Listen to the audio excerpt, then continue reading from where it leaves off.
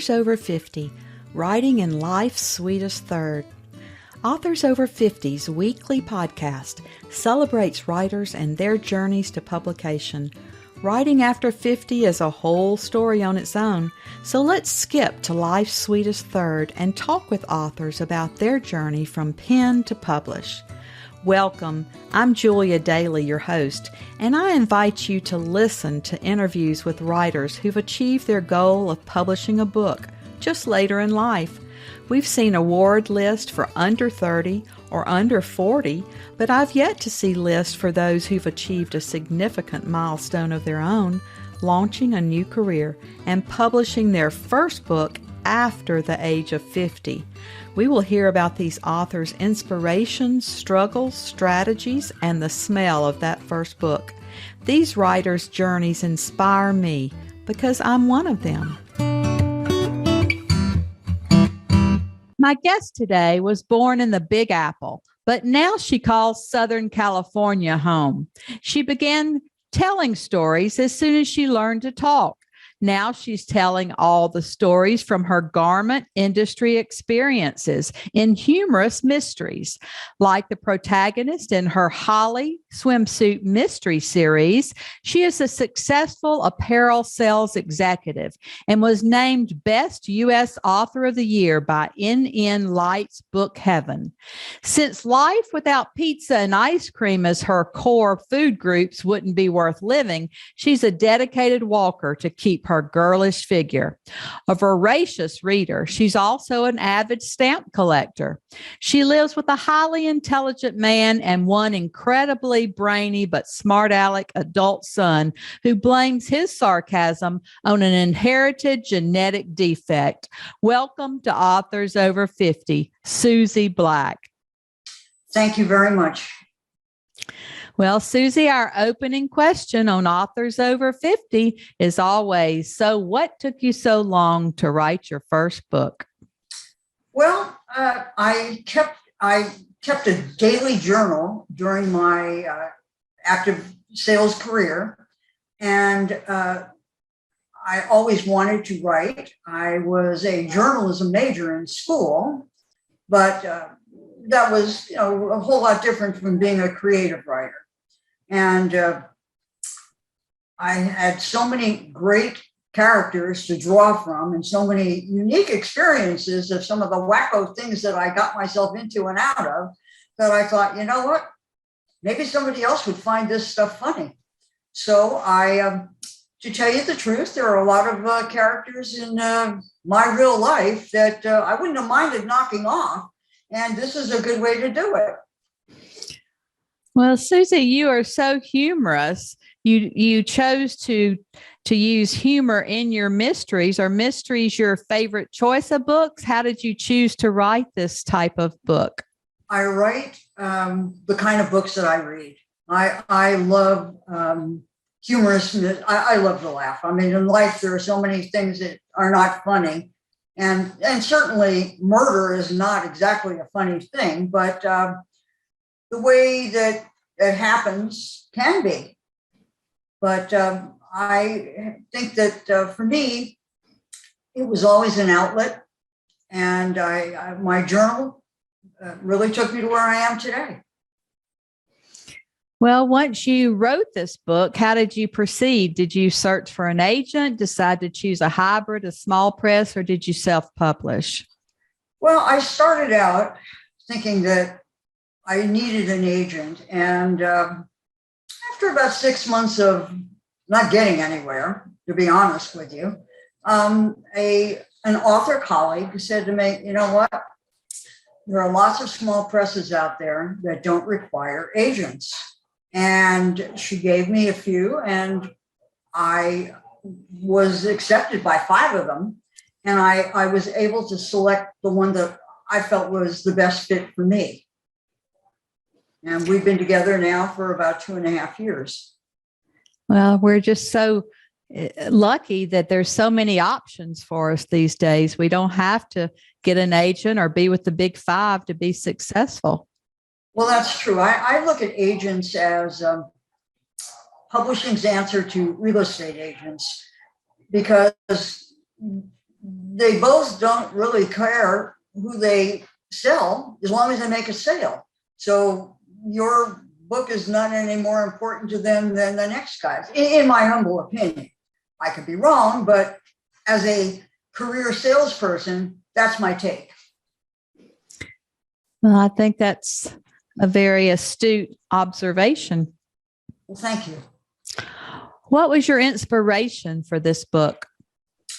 Well, for this particular book, there was a real life person who was universally disliked in my industry. And I got to thinking one day, what would it be like if somebody finally, she pushed their buttons too far and they killed her? And from there, it just took off. Well, you're probably touching on the subject that a lot of people in a lot of offices feel like they need to push somebody out the window. Well, I think that for me, it's a great outlet. My son is a psychologist, and I have always told him, I said, Alex, you should include this in your therapy. There is nothing more therapeutic than knocking off somebody that you really disliked, and you don't go to jail. You don't have to wear a striped uniform, and you get to live your life and still kill the person. It's a fantastic outlet. I agree. How did you determine the plot of this book? Well, it's sort of an interesting meandering going to Cleveland by way of Cairo kind of thing, because it didn't start out the way it ended. I have a theory that I allow the characters to sort of give me their opinion. And the character said, no, try it this way. And I kind of looked, okay, fine, sure. And it worked. And what I did is I tried to imagine what would take somebody to finally have had enough with this woman. And it just kind of went from there. It kind of helped writing itself, to be honest with you. Well, I think our characters do begin speaking to us and directing us and telling us the way they want to go in the book. Well, what I usually do is I'm sort of a hybrid. I'm not a planner. I'm not a pantser. I kind of have an outline, in a loose one, very loose. And I write the beginning and the end, and I let the characters take me from the middle to the end. But if I don't like what they've done, I take over them. And if I really hate it, I threaten to either kill them off or write them out. So they learn to behave themselves, because there is nothing as lasting as a relationship based on fear. I love that, Susie. And that's pretty much the way I write too. I always know the beginning and the end, and I have to work on that mushy middle. I think that is the bane of most authors' existence. Well, not marketing, but we'll get to that later. Yeah. Well, let's talk about that, because you are a salesperson. And I just wonder if you have found any marketing or publicity methods that worked, or maybe some of those that you tried that didn't work. Well, I will tell you that being in sales is not a benefit. It is a detriment, because marketing and selling are really two different things. And in my world, I sold to a lot of big box stores. So the difference between publishing and the apparel industry is when you ship the order in the apparel industry, you're done. However, in the publishing industry, when the book is published, you're still responsible for getting the word out there. And personally, I've got to be honest with you, I hate it. It is something that it can take over your entire life. I did a cover reveal on the next book. It took me 3 days to get through all the responses. Now, that's the good news and the bad news. I mean, the good news is people are paying attention, but the bad news is I haven't written a word in a week.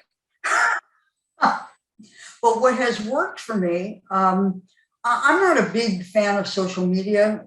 maybe it's my generation. Maybe it's like I just think Twitter is the silliest thing I've ever seen in my entire life. I hope I'm not hurting anybody's feelings, but I always speak my mind. You ask me a question, I'm going to give you my answer, not what I think you want to hear. And I have found that for me, Facebook has been very good because I joined a lot of book clubs where those are serious readers. And I have made it a concerted effort to really focus on that. But I have found that podcasts like yours and blog posts have been fairly effective for me because it is a way to quantify whether you're succeeding or not. Well, I think all of us deal with those same issues with marketing. And I was in public relations and marketing for most of my career, but doing those activities for someone else or for a college, university, Sure. are totally different than trying to tout yourself and toot your own horn. So we all find it very difficult and we're trying to figure it out as we go. And like you said, it takes us so away from our writing. Well, the thing of it is that in marketing in the publishing world, you're literally appealing to one reader at a time. It's the most inefficient thing I've ever seen in my entire life. I could take my son's old red wagon and go door to door and be more effective. That's so true. Well, tell us more about this series. You've written this first book. How many books are in the series, and where is this Holly Swimsuit Mystery Series headed? Well, Death by Sample Size was the debut book, and that was published last year. And for 2023, I have 4 more books that have been contracted and will publish. The book number 2 will publish mid-February. So there are 4 more in the series that will be out. And I've got one that is about halfway written. And if I didn't have to market so much, I could probably finish it.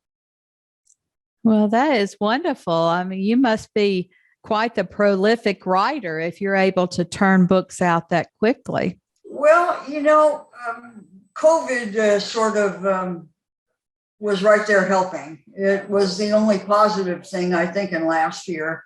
My swimwear business was non-existent. People couldn't go anywhere, and I had nothing else to do, so I kept writing. And it was very cathartic. It kept me sane. Well, why don't you set up a scene for us from your book that you've brought to share today, and then read a few paragraphs so we can hear your tone and voice. Okay. I finally arrived at the California Apparel Mart minutes before being on the road long enough to become the butt of the old joke. I was a young woman when the day began. My footfalls echoed in the nearly empty underground parking garage. I got to the elevator bank and pressed the button. When the elevator doors opened, I had to stop myself short not to step on her. There was Bunny Frank, the buying office big shot, lying diagonally across the car. Her legs were splayed out, and her back was propped against the corner. Her sightless eyes were wide open, and her arms reached out in a come-to-me baby pose. She was trussed up with shipping tape, like a dressed Thanksgiving turkey ready for the oven, with a bikini stuffed in her mouth. A Gotham swimwear hang tag drooped off her lower lip like a toe tag gone lost. Naturally, I burst out laughing. Before you label me incredibly weird or stone cold, let me just say, genetics are not all they're cracked up to be. If you're lucky, you inherit your Aunt Bertha's sexy long legs or your father's ability to add a bazillion-dollar order in his head and get the total correct to the last penny. Without even breaking into a sweat, it's easy to spout at least 1 million fabulous traits inheritable by the luck of the draw. Did I get those sexy long legs, or the ability to add 1 and 1 past 2 without using a calculator? No.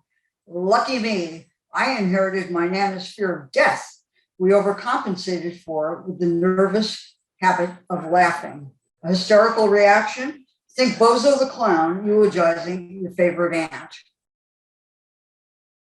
That is so funny. You have a great sense of humor, and I love those descriptions. Well, thank you. Tell us about the editing process that you used.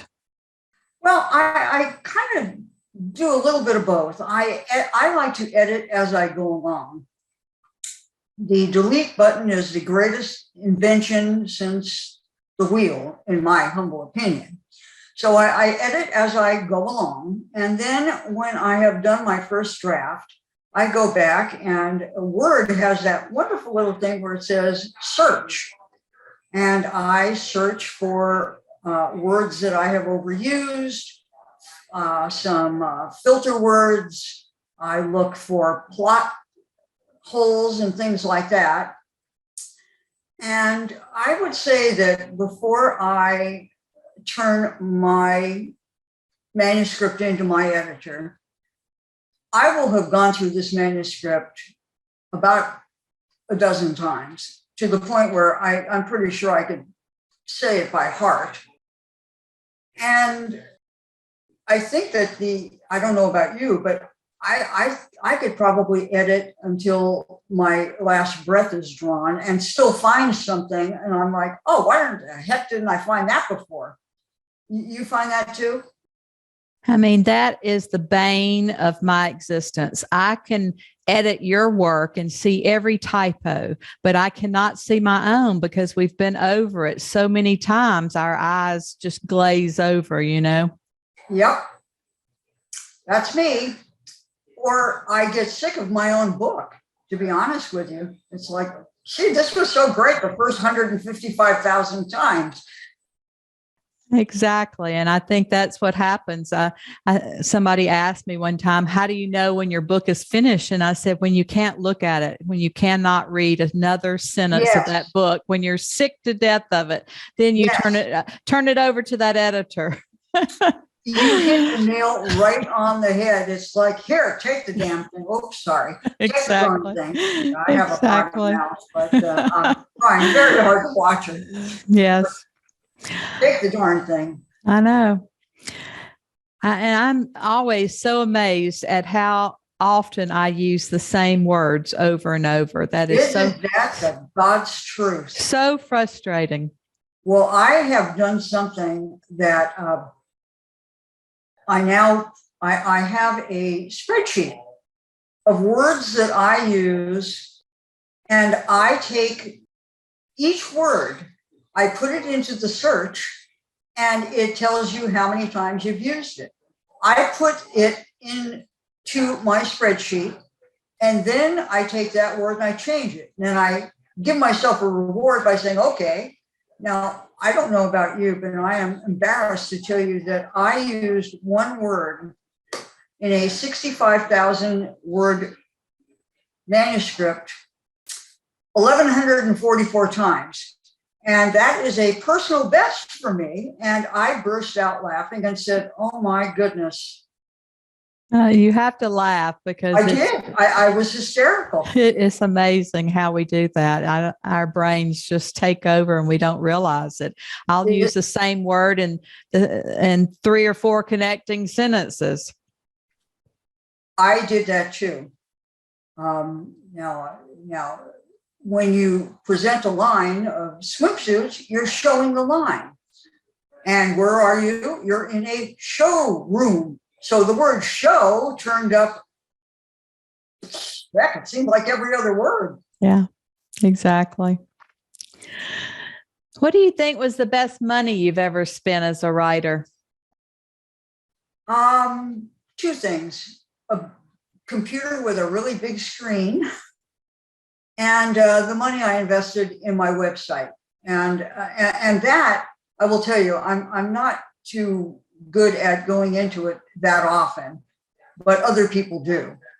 And those are the 2 things that I think are a big benefit. I think so too. I think those websites really educate our readers and other writers about us. I think they're just vital.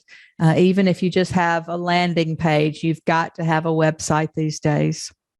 Yes, well, there are a few things that really intimidate me, but building that was job number one. What about your family? Do they support your career as a writer? 1,000,000% yes. They are patient with my incessant, how's this sound? What do you think of this? Is this funny? Are you laughing yet? Or the opposite of, how stupid do you think this sounds? Yeah, I am very fortunate. They, my husband and son are extraordinarily supportive. You? Yes. Yes. I think those of us who have supportive families are very fortunate. Yep. Do you believe in writer's block? Nope. I do not. If I am a firm believer in walk away.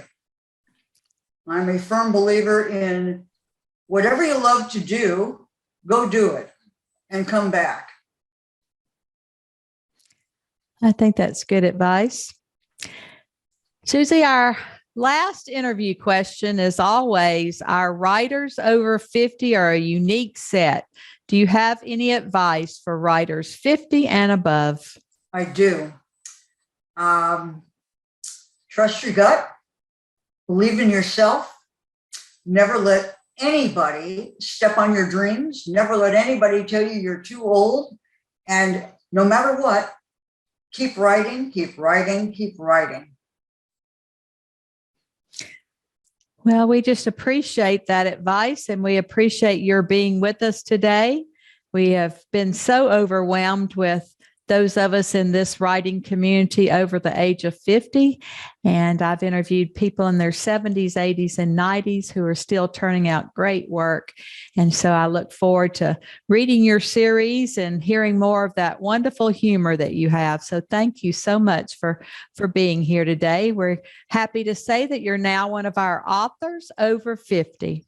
Well, thank you very much. It's been a pleasure talking to you, and thank you for giving me an opportunity to introduce myself to your audience. Thank you for joining us today. Please look for Authors Over 50 every Thursday, when we will have conversations with accomplished debut novelists over the age of 50. Please subscribe and share with a friend, and check out my own publication journey after 50 at www.juliadaily, that's D-A-I-L-Y, like dailynewspaper.com. Until next time, keep reading and writing, and remember, it's never too late to fulfill a dream in life's sweetest third.